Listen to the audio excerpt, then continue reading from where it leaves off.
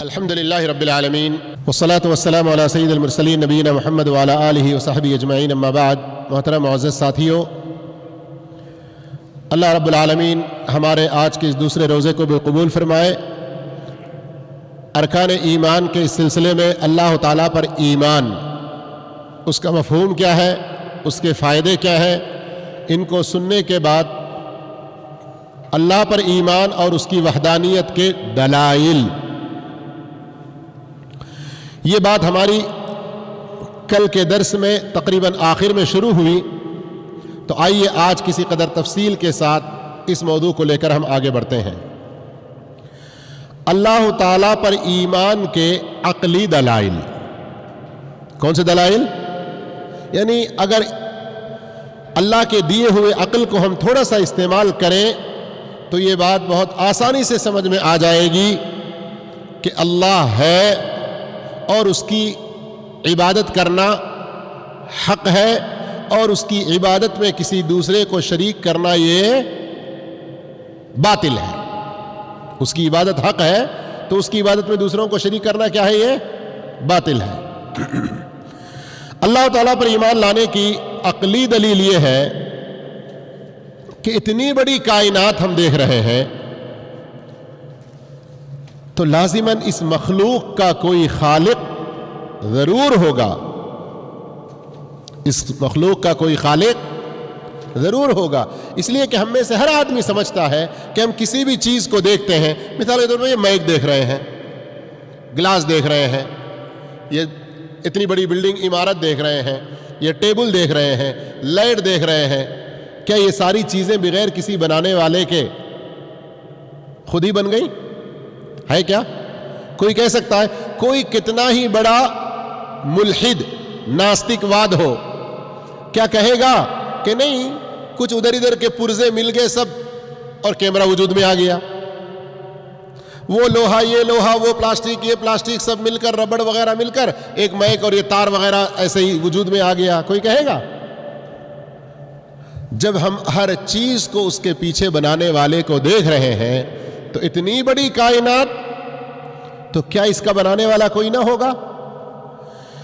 اتنی بڑی مخلوق جو ہمیں نظر آ رہی ہے، نظر نہ آنے والی تو اس سے کہیں زیادہ ہے، تو یہ مخلوق، اس کا خالق ضرور کوئی ہوگا، یہ خود اپنے آپ کو نہیں بنائی ہوگی، اور یہ اچانک وجود میں ایسے ہی نہیں آیا۔ کوئی بھی مخلوق اپنے آپ کو نہیں بنا سکتی، اپنے آپ کو کوئی بھی چیز پیدا خود کو نہیں کر سکتی۔ کیوں؟ اس لیے کہ اس کے وجود میں آنے سے پہلے وہ معدوم تھا۔ یہ ایک سمجھانے کی بات ہوتی ہے، تھوڑا سا اگر سمجھنے کی کوشش کریں تو بہت آسان ہے۔ اگر کوئی کہے کہ نہیں یہ اپنے آپ میں بن گیا، گلاس اپنے آپ میں بن گیا، یہ اپنے آپ میں بن گیا، تو مثال کی طرح یہ کب بنا؟ ایگزامپل، یہ آج بنا۔ جب یہ کل نہیں تھا تو یہ اپنے آپ میں بنا کیسے؟ جب اس کا وجود ہی نہیں تھا تو پھر بنایا کیسے اس نے اپنے آپ کو؟ تو یہ بالکل ناممکن سی چیز ہے۔ اور اسی طرح جیسے بعض ملحدین یا ناستک لوگ کہتے ہیں کہ اچانک وجود میں آ جائے، تو یہ اچانک وجود میں آنا، اس کی بھی کوئی حقیقت نہیں ہے، یہ ممکن ہے ہی نہیں، اس کی سمبھاوتا امکانیات 1% بھی نہیں ہے۔ بالکل ناممکن ہے کہ کوئی چیز اپنے آپ میں یکایک اچانک ایسے ہی وجود میں آ جائے۔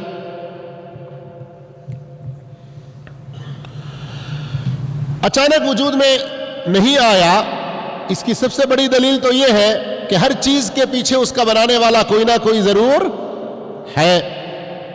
اور اس کے علاوہ جب اس کائنات کو ہم دیکھتے ہیں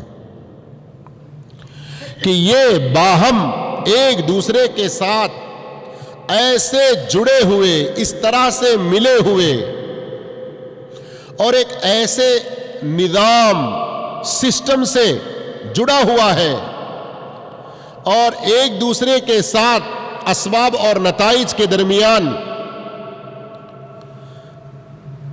ایسا تعلق ہے اور ایک دوسرے کے ساتھ ایک ایسا ہم اس کے اندر جوڑ دیکھ رہے ہیں کہ کوئی کہہ ہی نہیں سکتا کہ اتنا سسٹمیٹک اور سلیقے کے ساتھ جڑے ہوئے اور پورے ایک نظام کے ساتھ چلنے والی یہ چیز اچانک وجود میں آ جائے. یہ اچانک وجود میں آنے کے بارے میں جو باتیں میں نے کہیں کچھ سمجھ میں آئی نہیں آئی آپ لوگوں کو؟ میں نے کہا کہ تھوڑا سمجھنے کی ضرورت ہے.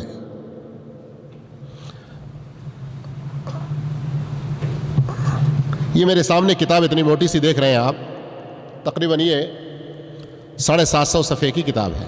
کتنی؟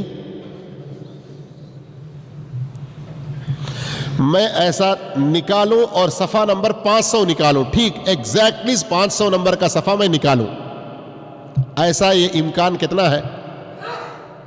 کچھ ایسا ممکن ہے؟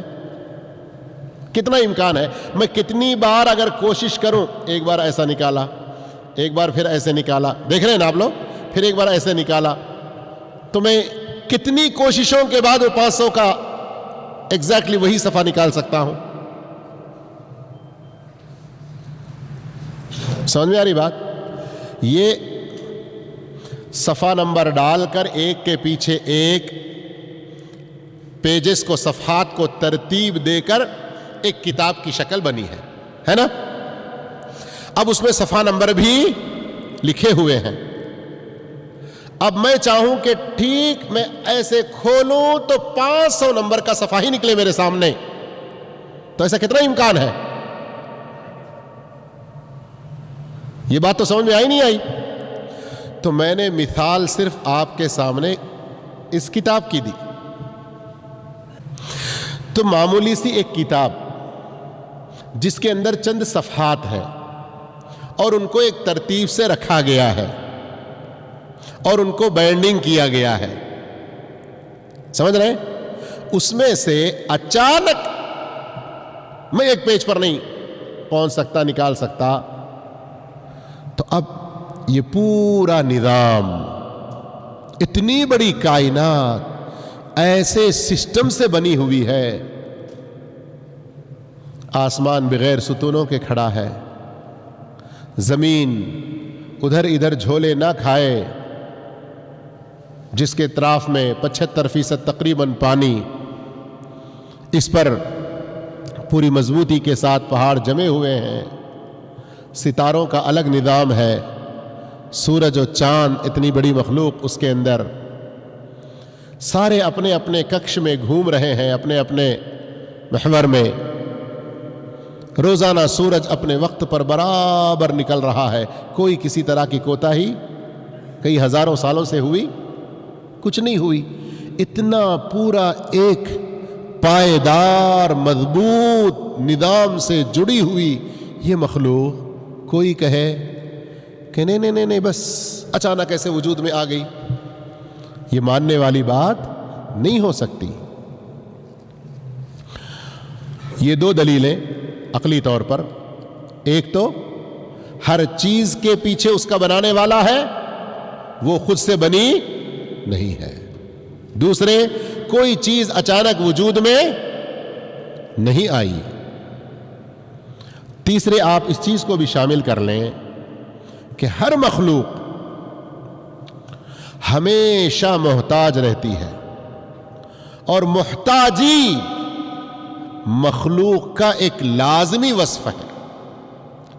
کوئی کتنا بڑا بادشاہی کیوں نہ ہو، وہ کسی کا محتاج ہے نہیں ہے. صرف سمجھ میں آنے کے لیے ایک چھوٹا سا چٹکلا، آپس میں دو بات کرتے ہوئے پوچھتے ہیں، بادشاہ ایسا بڑا بادشاہ کہ کسی کے سامنے وہ سر نہیں جھکاتا، لیکن ایک کے سامنے اس کو ضرور جھکانا پڑتا. کس کے سامنے؟ ہاں، حجام کے سامنے. لوگ اس طرح کہتے ہیں نا، حالانکہ یہ چٹکلا ہے، لیکن میں یہاں اس چیز کو کیوں ذکر کر رہا ہوں؟ وہ اپنے آپ میں کتنا غرور و تکبر، گھمنڈی کہ میں بادشاہ ہوں، مجھے کسی کے سامنے جھکنے کی کیا ضرورت، مجھے کسی کے سامنے ہاتھ پھیلانے کی کیا ضرورت. وہ تھوڑی دیر کے لیے سمجھتا ہوگا اللہ کے دیے ہوئے اس نعمت میں غراتے ہوئے، اکڑاتے ہوئے، لیکن کبھی تو اس کو اپنے سر کے بال بھی نکالنے ہی پڑیں گے. حجام کے سامنے اس کو اتنا تو جھکنا ہی پڑے گا. یعنی یہ کہنے کا مطلب کیا ہے کہ کوئی بادشاہ کتنا ہی گھمنڈی ہو جائے کہیں تو یہ تو ایک چٹکلا ہوگا. لیکن سلف صالحین میں ایک ایسے امام گزرے ہیں کہ ان سے ایک بادشاہ نے پوچھا، جب اس بادشاہ کو ایک مکھی بڑی تنگ کر رہی تھی. ہوتا ہے نا کبھی کبھی مکھی کتنا اڑاتے وہ آ کے ناک پہ بیٹھتی ہے اور یہ بڑی بے چینی اور تکلیف کا سبب بنتا ہے، ہوتا ہے نہیں؟ تو پوچھا اللہ نے اس مکھی کو کیوں پیدا کیا؟ تو کہا لکسری انوف الجبابرہ، غطرسے میں، اکڑپن میں، تکبر میں، گھمنڈی میں موجود لوگوں کی ناکوں کو جھکانے کے لیے. تو میرے بھائیو، ہر مخلوق ہمیں کسی غریب کو کہتے ہیں ارے وہ تو بھکاری، وہ کبھی کسی کے پاس کپڑا مانگ رہا ہے، کسی کے پاس کھانا مانگ رہا ہے، تانا دیتے ہیں نا، نعوذ باللہ استغفر اللہ. نے اپنے آپ کو پتہ نہیں کیا سمجھتے ہیں. کسی بادشاہ کے بارے میں کہ وہ لوگوں کے سامنے ہاتھ پھیلائے گا کوئی سوچتا ہے، لیکن بتانا مقصود یہ ہے اللہ رب العالمین کی وجود کی ایک سب سے بڑی دلیل یہ ہے کہ مخلوق ہمیشہ محتاج ہے، اور ان کی حاجت روائی کرنے والی، ان کی ضرورتیں پوری کرنے والی، اور ان کے سارے جو محتاجی پن ہے اس کو ختم کرنے والی اگر کوئی ذات ہے تو وہ ایک ہے. کون ہے وہ؟ وہی اللہ تبارک و تعالی ہے.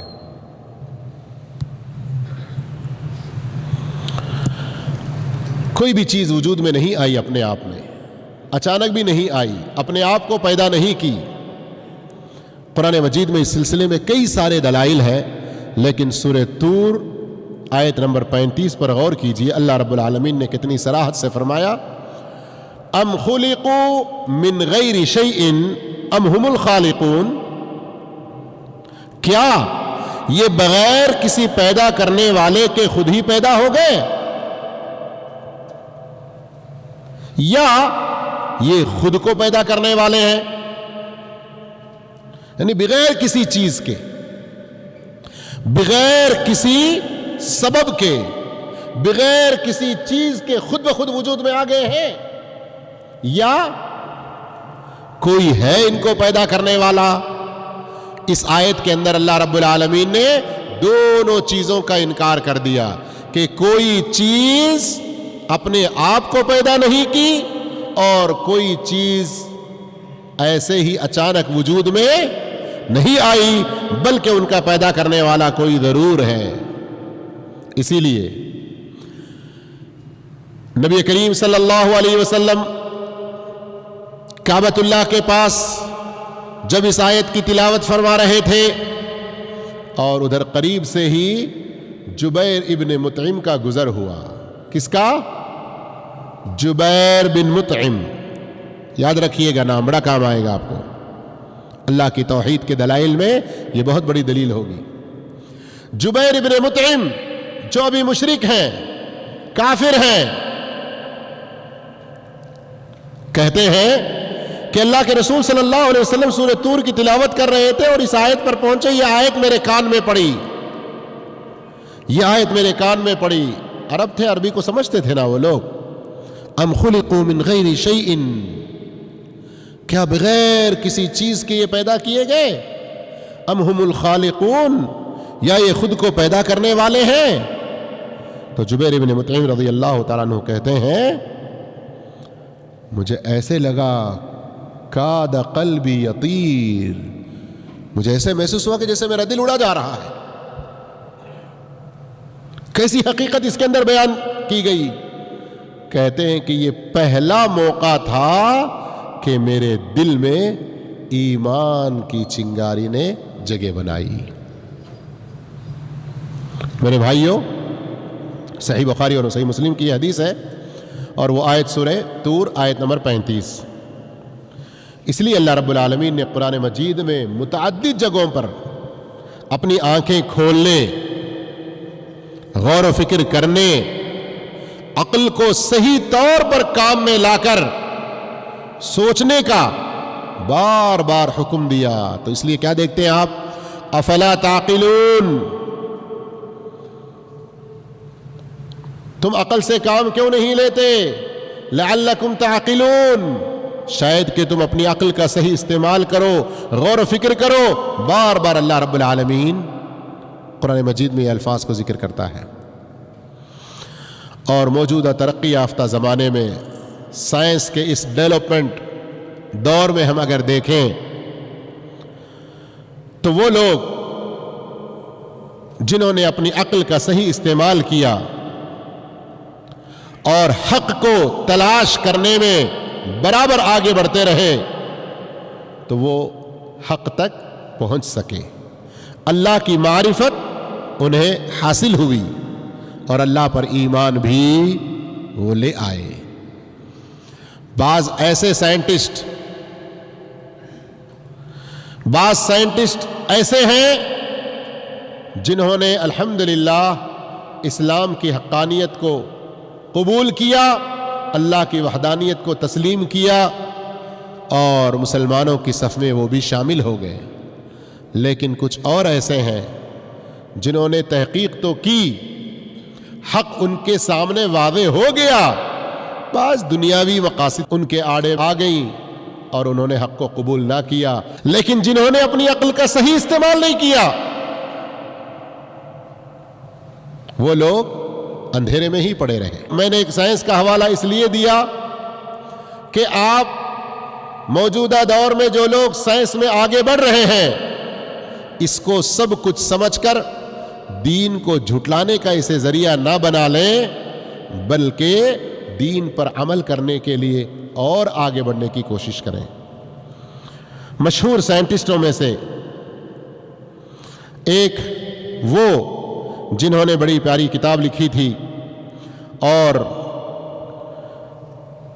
امریکن سائنٹسٹوں میں ایک بہت بڑے معنی کریسی موریسون، نیو یارک میں جو سائنٹیفک اکیڈمی ہے اس کے چیئرمین بھی تھے۔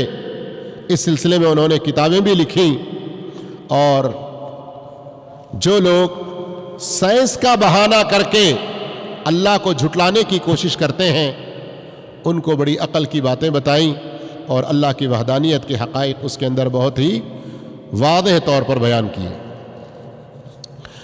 خلاصہ کلام یہی ہے کہ اللہ رب العالمین کی وحدانیت کو پہچاننے کے لیے عقلی طور پر کئی سارے دلائل ہیں، اور قرآن مجید کی یہ خصوصیت، ذرا غور سے سنیں اس بات کو، کہ قرآن یہ وہ کتاب ہے جس میں اللہ رب العالمین نے اپنی وحدانیت کے بہت سارے عقلی دلائل بھی بیان کیے ہیں، جیسے ابھی یہ آیت جو سورۃ طور میں آپ نے سنی۔ اس کے علاوہ اور بھی بہت سارے دلائل ہیں، اس لیے اس قرآن کو غور سے پڑھنا چاہیے، سمجھنے کی کوشش کرنا چاہیے۔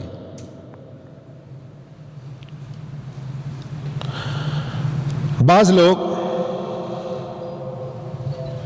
یہ جو کہتے ہیں کہ ہماری عقل نہیں مانتی کہ اس پوری کائنات کا کوئی ایک بنانے والا ہوگا، تو حقیقت میں ان کے عقل میں ابھی خرابی ہے۔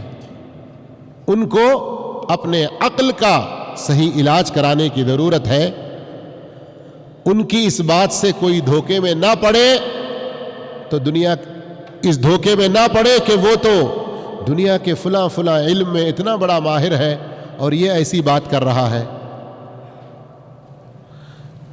اللہ کے وجود اور اللہ کے ایک ہونے اور اللہ ہی کی عبادت کے برحق ہونے کے بارے میں دلیل اتنی آسان ہے کہ کسی جگہ اگر دھواں اٹھ رہا ہے،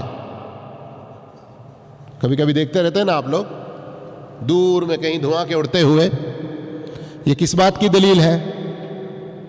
کس بات کی دلیل ہے؟ وہاں کوئی آگ لگی ہے ادھر میں نا، صحیح ہے کہ نہیں؟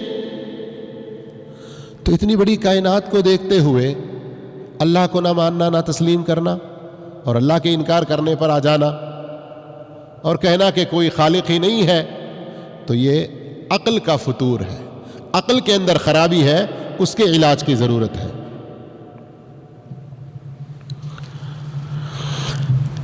اس کائنات کی ہر چیز، جیسے زمانے جاہلیت میں بھی ہمارے نبی محمد صلی اللہ علیہ وسلم کے آنے سے پہلے بھی ایک جاہل بدو نے کہا تھا، وَفِي كُلِّ شَيْءٍ لَهُ آیَةٌ تَدُلُّ عَلَىٰ أَنَّهُ وَاحِدٌ، کائنات کی ایک ایک چیز اس بات پر دلالت کرتی ہے اللہ کی ذات ایک ہے۔ محمد صلی اللہ علیہ وسلم کے آنے سے پہلے زمانے جاہلیت کے عربوں میں سے ایک عرب نے یہ کہا۔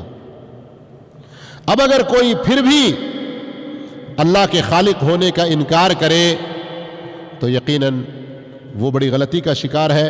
اسی لیے اللہ رب العالمین نے سورہ عبسہ 30ویں پارے میں، 30ویں پارے کی یہ تیسری صورت ہے، اس کی آیت نمبر 17 سے 19 میں فرمایا، قتل الانسان ما اکفرہ، لعنت ہو اس انسان پر، پھٹکار ہو، مارا جائے وہ انسان کہ وہ کس قدر کفر کا، وہ کس قدر انکار میں اور کفر میں پڑا ہوا ہے۔ من ای شیء خلقہ، سوچتا اور غور کرتا نہیں کہ اللہ نے اسے کس چیز سے پیدا کیا ہے؟ من نطفۃ خلقہ فقدرہ، نطفے کی ایک بوند سے اللہ نے اسے پیدا کیا، پھر اس کی تقدیر مقرر کی۔ اور قرآن مجید میں آپ دیکھیں تو ایسی بہت ساری آیتیں، اور یہ بات کہ جو لوگ کہتے ہیں کہ طبیعہ یا فطرت یا مادہ یہی خالق ہے، تو یہ بہت بڑا بہتان ہے، اور یہ حقیقت کے بالکل خلاف بات ہے، اور خود ایسا کہنے والا انسان اپنی حقیقت کو بالکل بھولا ہوا ہے۔